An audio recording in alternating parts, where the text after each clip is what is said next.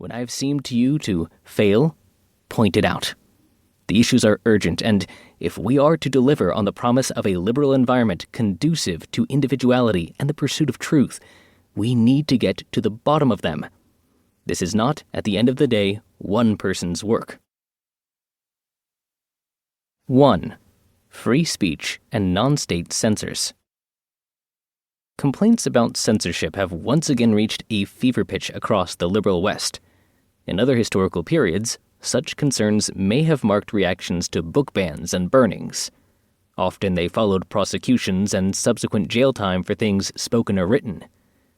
During the Red Scare, they formed the hushed response to chilling state-sponsored watch lists and employer-supported blacklists designed to ensure victory against communism. Against this history, complaints about the new censorship seem different. Here are some examples to fix ideas. As they have ascended to prominence, social media providers like Facebook, YouTube, Reddit, and Patreon have made controversial moves to deplatform those whose speech violates their community standards. For example, Twitter and Facebook banned the accounts of former President Donald Trump, following concerns that his speech incited the January 6 Capitol riot and risked inciting further violence. Deplatformings, especially when they appear politically motivated, have raised concerns about social media firms' powers to censor and control the information Americans can access. One journalist has it that Facebook, now Meta, operates the largest system of censorship the world has ever known. People worry about biased reporting in the news, aided by censorial editors eager to protect the integrity of their favored narratives or their bottom lines.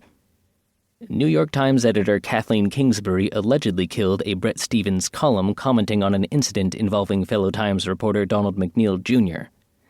Bloomberg Business killed a positive story reporting on Fox Business that was months in the making.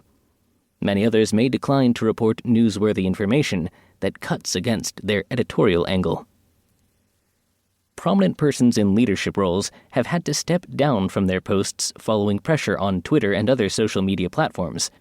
For example, Teen Vogue editor Alexi McCammond resigned weeks into her post after racist tweets from her college days surfaced. Mozilla co-founder Brandon Ike stepped down following mounting pressure after revelations that he'd contributed some years earlier to an anti-gay marriage campaign. Policy analyst Will Wilkinson was fired from the Niskanen Center following conservative outrage in response to a tongue-in-cheek suggestion that the best way for Biden to unify the country was to lynch Mike Pence. Many others have reportedly shut up in fear of meeting with a similar fate.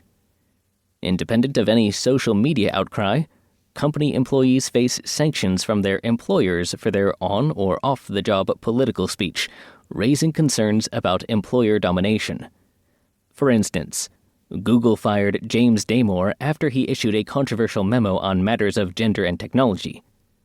NFL owners have been accused of colluding to keep Colin Kaepernick out of a job because he refuses to kneel for the national anthem before NFL games. Since, the NFL has issued a memo to force players to stand and show respect for the flag and the national anthem. With respect to the new censorship, there are no book burnings, no prosecutions, no laws or committees. Indeed, there is no state involvement at all. And yet there are congressional hearings and executive orders and wonkish proposals to address it, and things are moving quickly. My goal in this book is to slow down and ask some basic questions. What is censorship, and why does it strike us as a grave problem? Is censorship the right concept for thinking about the aforementioned phenomena, or are complaints couched in the language of censorship confused, perhaps conceptually? Supposing that there is no confusion, what rights do the new censors have, and do they act within those rights when they act in the ways described previously? Supposing that they do act within their rights, is their behavior beyond reproach? And if it isn't, what exactly is wrong with it? Answering these questions is crucial for addressing a further question. What should be done about all of this? Do existing executive and legislative proposals represent a wise course of action, or are they hastily drawn and likely to make matters